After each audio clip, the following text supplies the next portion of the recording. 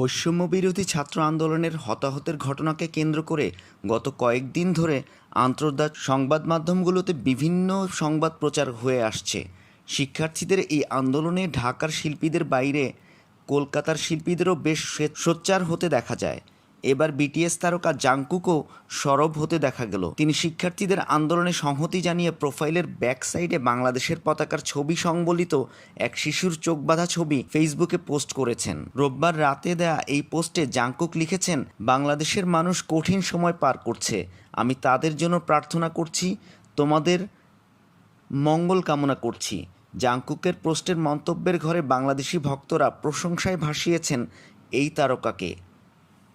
Jungkook ইংরেজিতে লেখেন, I wanted to share my thoughts and prayers to Bangladesh people who are suffering there.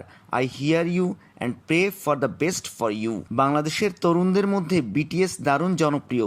চলতি বছর June মাসে জাংকুকের একক গান নেভার লেট গো প্রকাশ্যে এসেছে। এর আগে 2023 সালে জাংকুকের প্রথম একক অ্যালবাম গোল্ডেন প্রকাশ করা হয়। এটি বিলবোর্ডের সেরা 200 অ্যালবামের তালিকায় দ্বিতীয় অবস্থানে ছিল।